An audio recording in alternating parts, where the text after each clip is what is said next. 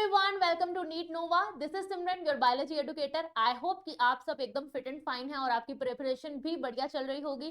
तो बच्चे, आज इस सेशन में जो टॉपिक हम कवर करने वाले हैं that is you can see gametogenesis. Human reproduction chapter का बहुत ही इंपॉर्टेंट टॉपिक है गैमेटोजेनेसिस, जिसको हम सिंप्लीफाइड वे में पढ़ेंगे, आसान से तरीके से पढ़ेंगे। इसमें हम स्पर्मेटोजेनेसिस, oogenesis दोनों कवर करेंगे। सो शुरू करते हैं विदाउट एनी डिले। अच्छा, सबसे पहले बात करते हैं कि गैमेटोजेनेसिस का मतलब क्या होता है। देखो, गैमेटोजेनेसिस जो वर्ड है वो दो वर्ड्स को मिला के बना हुआ है। It is composed of two words, that is gametes plus genesis. Gametes हमें पता है कि स्पर्म या फिर ओवा, मेल और फीमेल गैमीट, और जेनेसिस वर्ड का मतलब होता है किसी चीज की फॉर्मेशन या फिर सिंथेसिस होना। तो क्या हम ये कह सकते हैं कि गैमेटोजेनेसिस का मतलब क्या है? एक ऐसा प्रोसेस जिसमें हम गैमीट्स की सिंथेसिस के बारे में पढ़ेंगे। So the process of formation या फिर synthesis of gametes is known as gametogenesis. अब इसमें हम जिस प्रोसेस में हम स्पर्म की फॉर्मेशन पढ़ेंगे उसको हम बोल देंगे स्पर्मेटोजेनेसिस, यानी मेल गैमीट की फॉर्मेशन वाला प्रोसेस क्या है? Spermatogenesis. Female gamete we know it is ova या फिर ओवम, तो उसकी फॉर्मेशन वाला प्रोसेस क्या है? oogenesis। दोनों ही प्रोसेस हम इस वीडियो में कवर करेंगे।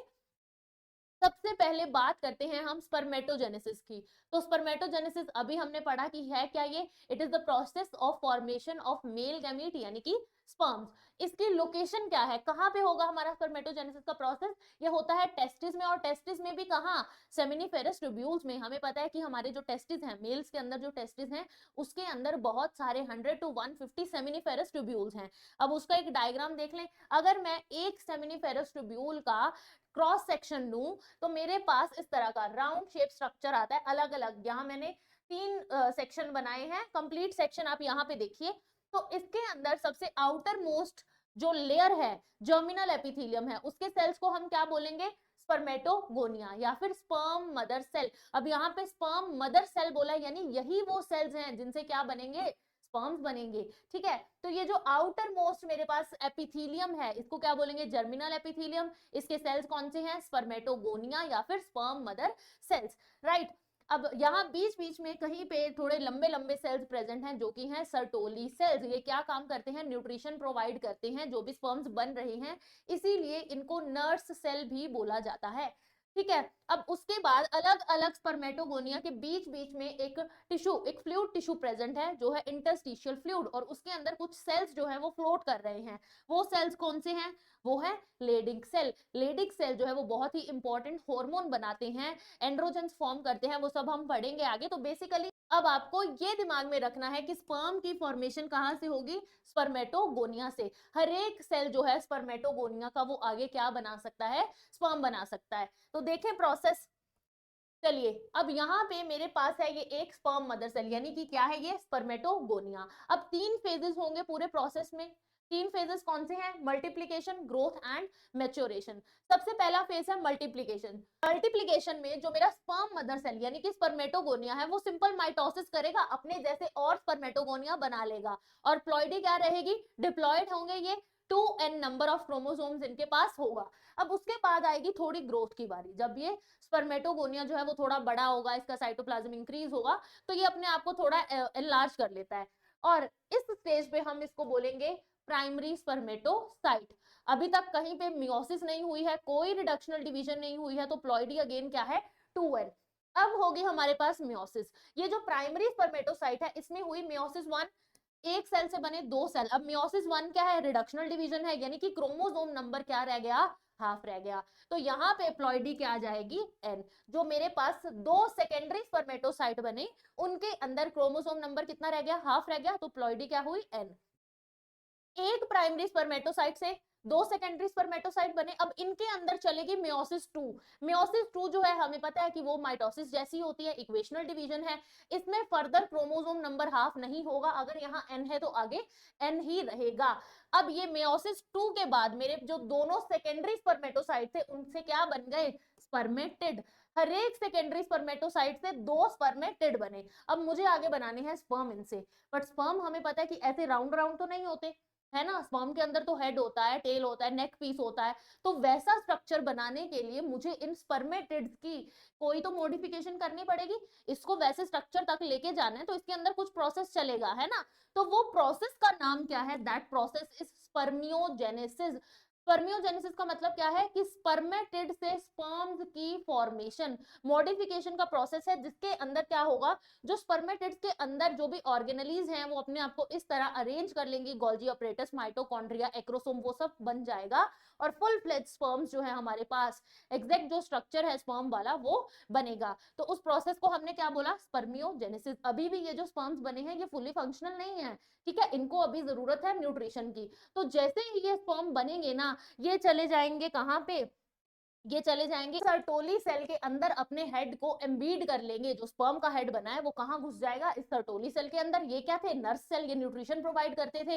तो इन्होंने क्या किया, जो डेवलपिंग स्पर्म, जो स्पर्म अभी नया नया बना था, उसको न्यूट्रिशन दिया और अब वो फुली फंक्शनल है। और फिर जो स्पर्म है वो अपना हेड इस सर्टोली सेल से बाहर निकाल लेगा और इस प्रोसेस को हम बोलते हैं स्पर्मिएशन।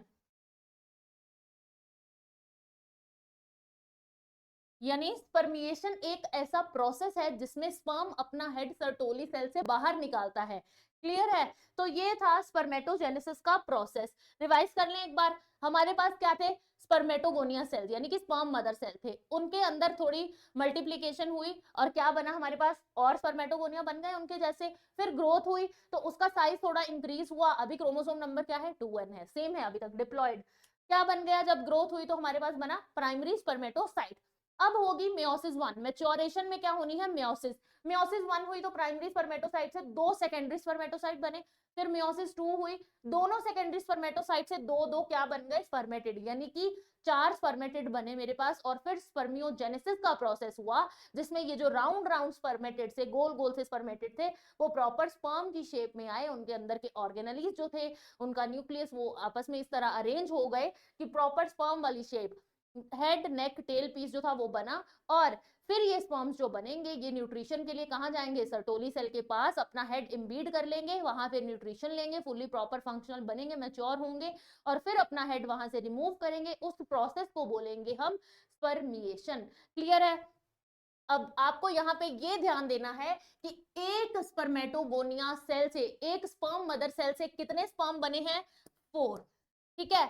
अब आपको क्वेश्चन जो है वो पेपर में इसी तरह आएगा कि एक स्पर्म मदर सेल से अगर 4 स्पर्म बने हैं तो मेरे को सपोज 100 स्पर्म बनाने के लिए कितने स्पर्म मदर सेल चाहिए, कितने स्पर्मेटोगोनिया चाहिए? तो वहां पे आप 100 को 4 से डिवाइड कर देंगे और आपके पास आंसर आ जाएगा 25। तो इस तरह से क्वेश्चन जो है वो आएंगे, तो आपको ये चीज ध्यान में रखनी है।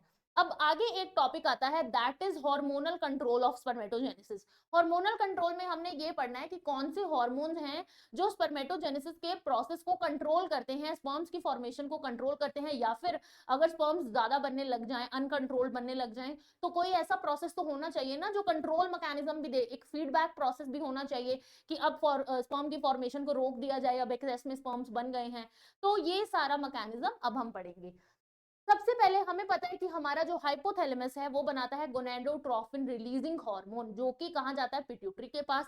फिर उसके रिस्पॉन्स में पिट्यूटरी दो गोनेडोट्रोफिन्स बनाती है, LH एंड FSH। LH यानी कि ल्यूटिनाइजिंग हार्मोन एंड FSH यानी कि फॉलिकल स्टिमुलेटिंग हार्मोन। ये ल्यूटिनाइजिंग हार्मोन जो है वो हमारे लेडिंग सेल पे एक्ट करता है। लेडिंग सेल हमें पता है कहाँ थे? इंटरस्टिशियल फ्लूइड में जो सेल पड़े थे, मैंने आपको बताया था कि वो सेल क्या बनाते हैं? एंड्रोजन, जैसे कि टेस्टोस्टेरोन। टेस्टोस्टेरोन हमें पता है कि मेल सेक्स हार्मोन है, इससे स्पर्मेटोजेनेसिस तो होगी, बट जो सेकेंडरी सेक्सुअल कैरेक्टर्स हैं, प्यूबर्टी के टाइम पे जो कैरेक्टर्स आते हैं, जैसे कि body hairs, moustaches, beard, voice में चेंजेस आना, मैस्कुलिनाइजेशन इन बॉयज, वो सब चेंजेस जो है वो किसकी वजह से आते हैं? टेस्टोस्टेरोन हार्मोन की वजह से। और ये मेन हमारा मेल सेक्स हार्मोन है। दूसरी तरफ जो फॉलिकल स्टिमुलेटिंग हार्मोन है वो एक्ट करता है सर्टोली सेल्स पे। सर्टोली सेल्स पे एक्ट करके वहां पे भी स्पर्मेटोजेनेसिस, स्पर्मिएशन, स्पर्मियोजेनेसिस, ये सारे प्रोसेस में हेल्प करता है। अब बात आती है कि नेगेटिव फीडबैक कौन देता है, कि अगर स्पर्म्स जो है वो बहुत अमाउंट में बन गए तो उसका भी तो एक फीडबैक मैकेनिज्म होगा।